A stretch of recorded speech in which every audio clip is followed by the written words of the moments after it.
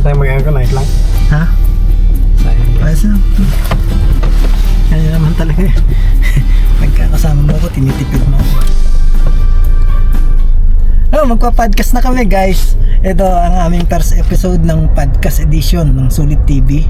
Podcast pa. Direk, ito na naman kami. Natatandaan mo ba, Direk, yung una nating episode? Yung ating pilot episode? Hindi mo natatandaan. Hindi mo natatandaan yun tol, ano? 45 minutes tayong bumiyahe sa traffic. Then nung ipe-playback ko na nung nasa bahay na ako, hindi pala naka-record. Aba, very good. Kaya technically, second na to. Second edition na to ng ating podcast na pinaplano. So, hindi pala na-publish yung una? Hindi. Unang-una, hindi mo rin naman pinapanood eh. Pero ito na. Mga kababayan, para sa mga kababayan nating OFW, ito ang aming pilot episode ng podcast edition para sa mga OFW na maraming katanungan. Meron tayong resource person sa pangalawang pagkakataon. Bago natin siya ipakilala, ang mechanics ng ating podcast ay magsasend kayo ng mga katanungan sa aming mga contact numbers at saka namin sasagutin. Papakilala ko ang aking resource person. Mga kababayan, eksperto to sa mga concerns ng mga OFW. Kaya siguradong yung mga katanungan ay masasagot nitong ating resource person. Pinapakilala ko si Mr. Ray Gandhi. Mag-hi ka naman sa ating vlog. Kawang gawa. Kawang gawa. Wala po itong talent fee o kaya appearance fee. Basta mag-send lang po kayo. Send in your comments or send in your questions sa aming comment section down below.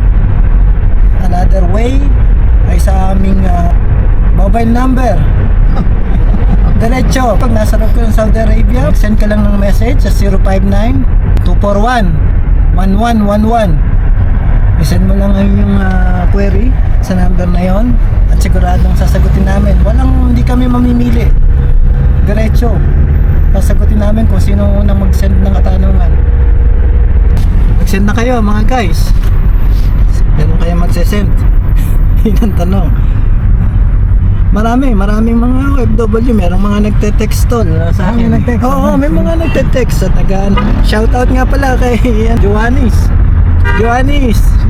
Mag-sponsor ka naman ng putong puti para sa podcast edition. Sama natin sa buhay na food catering. Ito, may unang message tol. Your credit card bill is 69,553 pesos. Pag-message na lang And is due for payment on November 15. Direct, nakabayad na ba tayo ng credit card? Yung mga bills. Hindi pa. Hindi, sabi nga, wala to pipiliin eh. Di binasa ko. Ayan, meron nag-text. Ayan yun. Ito. Goes like this. Magandang araw, idol. Idol. Lagi po ako nanonood ng inyong vlog. Ito po ang aking tanong. Magbabakasyon po ako sa Pilipinas. Ano po ba ang basic travel requirements pauwi ng Pilipinas? Pera. Dito po ako manggagaling sa Taif, Saudi Arabia. Salamat po and more power sa inyong channel. Jaime Salvador, salamat sa iyong pagtangkilik sa aming channel ha. Diretsahang sagot sa diretsahang tanong. Ano ba ang mga basic requirements? Pera yung una, syempre. At siguro isa pa rin dun yung ticket, no? Kung ikaw ay galing sa Taif, Saudi Arabia, kailangan mo na airline ticket para makauwi ng Pilipinas. Hindi pa naman nabubuo ang train mula Saudi pa to Maynila. Kailangan valid yung passport mo para makauwi ka. Correct. Airline accepted, yung 6 months validity. Kailangan po natin yung bantayan. Kung ikaw ay galing sa Taif, Saudi Arabia, ikaw ay governed by exit entry visa pa rin, Kung ikaw ay karaniwang manggagawa, kagaya namin, e-travel arrival registration, right? Ma-access mo yung travel app through yung eGov.ph o kaya naman ay yung sa kanilang website na etravelgov.ph if I say it right. Yun lang muna. Yun lang, Pagpauwi yun lang, basic. Pagpauwi lang naman Sana yung nasagot namin, Mr. Jaime Salvador, ng maayos ang katanungan, ha?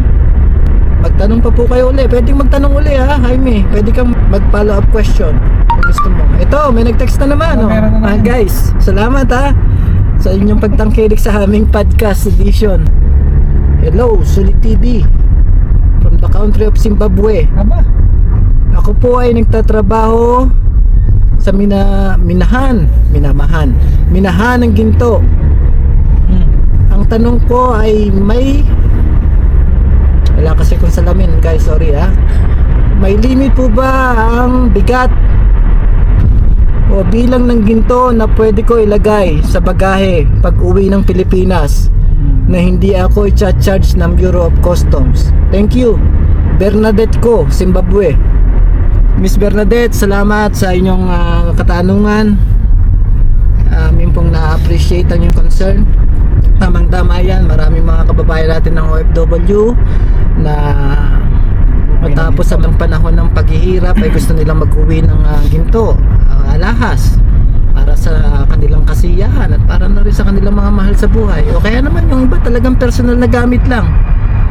Anong masasabi mo doon? Meron ba talagang limit ang weight ng ginto o alahas na dapat na iuwi? Presyo kaya? Meron din sa limit sa presyo kaya? Ang pagkakaunawa ko dun sa Bureau of Customs Declaration, basta personal use mo, pwede? Pwede. At isa pang paraan, parang talagang maging personal use, isuot mo. Ngayon, kung marami, halimbawa, 7 kwintas, pwede mo naman siguro isuot yung 7 kwintas. Pwede. Bracelet, 7 bracelet, So, pwede mo rin isuot yung 7 bracelet. Hindi na Personal. i-charge. Paano gagawin mo? Gusto mo ka mo, bawat labas mo sa Pilipinas araw-araw iba suot mong alahas. Pwede bang questionin yan? Hindi ka tama nag-uulit ng suot. Pagka naisuot mo na minsan, hindi mo na inuulit yun. Kaya kailangan mo na isuot siya. Kailangan mo na siguro ikaw na payagan dahil hindi mo naman ibebenta o kaya naman pasalubong sa mga kamag-anak. Ano bang mga mas responsableng kasagutan doon na Professor Regan? Kung ano lang yung tingin mo na para sa personal use mo? Yun nga ang tanong, paano, ano yung Bilang o kaya bigat na para description nila ng personal use? Hindi ibebenta. Yun naman ang basic na sagot doon. Hindi ko ibebenta, personal use ko yun. Kaya nga lang, paano kung marami na nga? Napakarami mong pera at wala ka talagang paglagyan, gusto mong bilhin na gawin lahat na alahas. Buong barangay ka mo, gusto mong regaluhan ng alahas. So, ano bang problema nila? Kaya mga pabili. Pero yan good problem yan, ha? Ibig sabihin, marami kang maiuwi pero hindi mo maiuwi. Hindi kagaya ng ibang OFW na walang maiuwi. Mabuhay ka, kabayan. Bernadette ko ng Zimbabwe, salamat, ha, sa iyong katanungan. Magkano ko ba si saldi ko? Hindi na natin tatanungin, baka humaba pa ang usapan. Next sender, please send in your comments, your questions, please, para sa mga concern ng ating mga kababayang OFW around the world, around the world. Kita mo naman, global tayo, Zimbabwe, Saudi Arabia. Ito, meron na naman nag-text. Professor, Pasok. magandang araw po. Ako po si Lando, OFW sa Ecuador. Totoo po ba yung vlog na napapanood ko na isang check-in luggage na lang ang tinatanggap ng mga airline staff sa flight bound to Philippines? Anong masasabi mo dyan? Depende sa ticket na binibili mo. Yeah, Kasi so it's nag-offer ng parang mura pero isang baggage lang. Basa-basa din pag may oras pa. Tama. Bali, nasa rules na lang po ng booking condition ng inyong airline ticket na binili. Makikita naman yun ng employer nyo kung ano yung binibili nilang ticket dahil nakasaad doon kung 1 check-in luggage or 2 check luggage ang kanilang pinili na fare. Wala pong katotohanan na across the board ay isang check luggage lang ang pwedeng tanggapin ng airline. pagka naman inisyo ang airline ticket, hindi naman nakatago yung bilang ng bagahe. Bukod sa laptop, bag, meron isang carry-on luggage at meron ding check-in luggage na bilang doon kung 2 pieces or 1 piece. So rin nasagot namin ng maayos ang inyong katanungan. Tama, Lando ng Ecuador. Mabuhay kayo dyan sa Ecuador. Ito pa, meron pa isa. Aba, may humabol. Prop! Ay, Sulit TV. Direk, pwede pa ba magbasa? Baka wala na tayong baterya. Salita kami ng salita dito. Wala naman pala kaming katuturan. Meron pa ha. Ay, Sulit TV. Salamat po at may vlog kayo tungkol sa guidelines ng mga OFW. Sana ipagpatuloy nyo ang ganitong klaseng episode. 2 months na po akong nakabakasyon sa Pilipinas. Plano ko na bumalik ng Saudi. Taga Saudi ka rin pala, no? Dahil ubos na po ang ipon ko. Ano-ano po ang updated at totoong travel documents required sa pag-alis ng Pilipinas? Isa po akong mayordoma sa Abha, Saudi Arabia. Sumusuporta Irma Daldal. Irma Daldal na medyo nataon nung masayahin yung pangalan mo, Irma. Napakagandang katanungan. Marami pong mga kasama nating OFW ang nagtatanong, ano na ba talaga? Nalilito sila, Lito Legazpi na sila kung ano ba talaga ang panuntunan sa pagbalik na yan. Ina-assume namin, Irma, na ikaw ay babalik sa dati mong employer, ha? At mayroon kang re-entry visa na valid, babalik ng Saudi. Ibig sabihin, yung petsa ng iyong pagbalik, pagdating ng Saudi, ay valid ang iyong visa. Okay? Pangalawa, yung requirement na balik manggagawa, yan, professor, gaya ng tinanong ko sa'yo dati.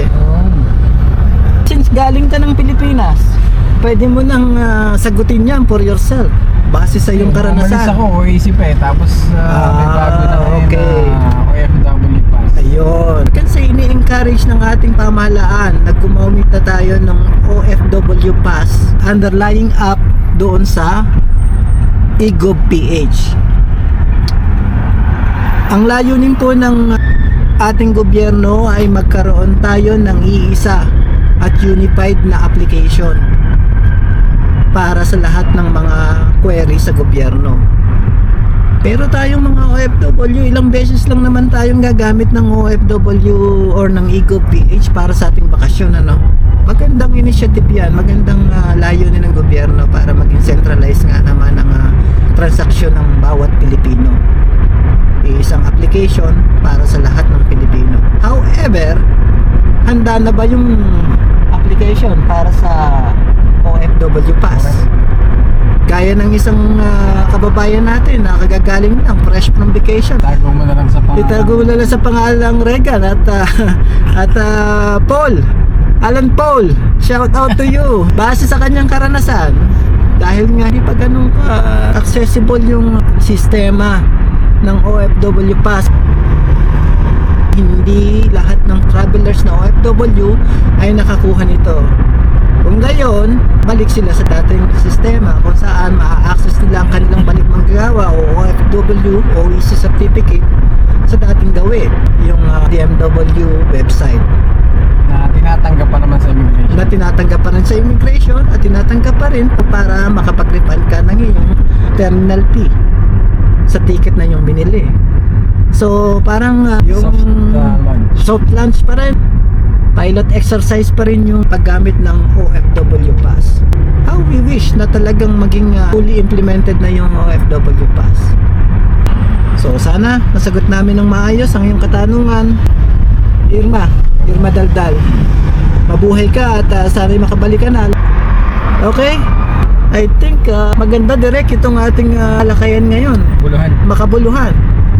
So susundan pa natin direct ng second episode o ano. Kinukonsider natin na pilot episode to, diba? May kasunod. Kung pilot episode, bakit hindi sa aeroplano? Diba pilot? Aba? Wala eh. Walang tumawa, mga kababayan. Walang Libre tumawa. pa kayong joke. Baka last ko na yan, Direk. Okay, last ko na. Sabi ni Direk, may senyos na si Direk. Maraming salamat, Professor Regan, sa inyong Anytime. oras sa amin. Available ako, walang shooting. Ayun, yun. Bibigyan lang namin ng konting background ang ating mga kababayan. Baka sabihin wala tong kredibilidad. Si Mr. Regan po ay kasalukuyang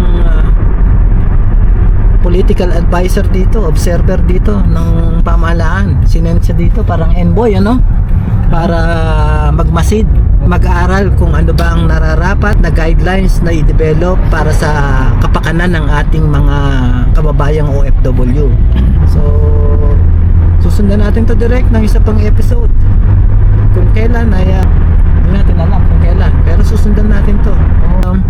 Mga kababayan, ang topic natin sa susunod na episode ay tungkol sa magkano ba ang sinasahod ng ating mga kababayang OFW, particular dito sa Saudi Arabia for the meantime. Ito muna natin yan, tatalakayan natin yan, hihimay-himayin natin yan kasama kayo, aming mga kababayan. Kaya wag po sana kayong mawawala sa susunod na episode. Magkita-kita tayo muli mga kababayan sa susunod na episode ng Sulit TV. Ito po ang inyong lingkod, Sulit TV, kasama si Professor Regan. Peace. Paalam!